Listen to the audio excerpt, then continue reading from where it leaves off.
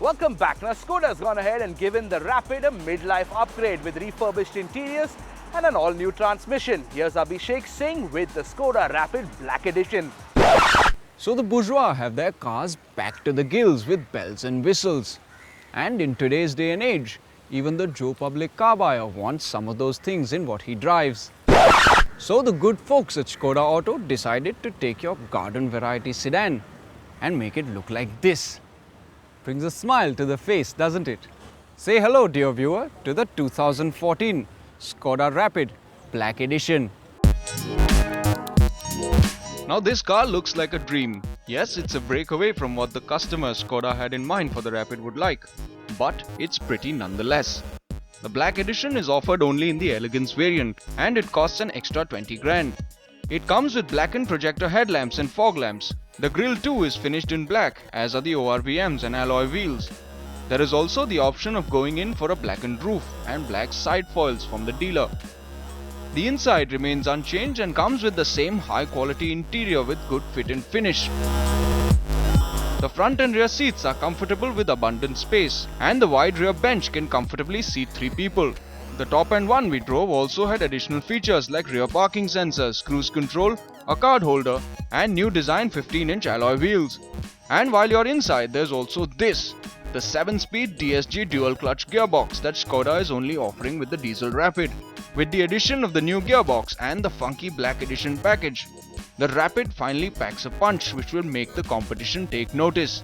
Not to mention the Joe Public car buyer who wants bells and whistles in his car. Enough banter, let's drive.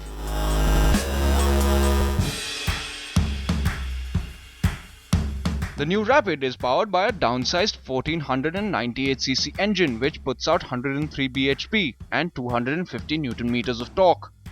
These are similar figures to the petrol versions of the Rapid, despite the fact that the engine capacity on the diesel is 100cc lower.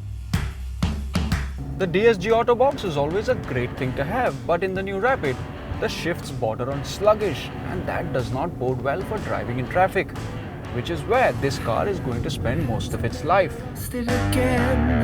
Having said that, when you're out driving on the highway or on a nice open stretch of road, the Rapid makes up for what is lacking at slow speeds. And once the car settles in, it really is a joy to drive. There is turbo lag below 1800 RPM, but post that there's a huge surge of power and the abrupt power delivery can make it difficult to drive smoothly. But one thing is for sure, overtaking in the new Skoda Rapid is quite easy, thanks to all the torque on offer.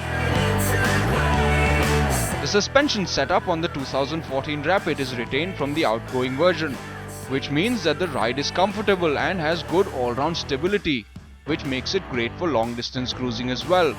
You may feel especially large potholes thumping through to the cabin, and at high speeds there's a bit of bobbing over undulations, but it never gets uncomfortable.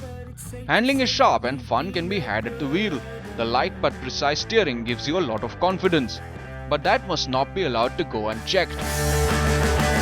The fuel tank of the new Rapid has a capacity of 55 litres, and when Skoda briefed us about this car earlier this morning, they told us that if driven efficiently, this car can do 1000 kilometers on a full tank of gas. And we've given you the fun fact. You can do the math. Just kidding. I'd be out of a job if we didn't do the math for you. Especially this kind. So 1000 kilometers in 55 litres. That's approximately 18 kilometers to the litre, which as far as mileage of an automatic goes is bloody good. If you were to ask Sharma uncle who stays down the street whether he thinks automatics can be more frugal than stick shifts, we know he'd laugh in your face. But Skoda claims that their high-tech dual clutch variant guzzles less gas than the manual one, and we believe them for the most part. But then the DSG will come at a premium, and we put that at around 1 lakh above the price of the manual. So should you pay that premium? We say yes. And while you're at it, pay the extra 20 grand for the Black Edition package as well, and there's no need for aftermarket modifications. Saves you a lot of trouble.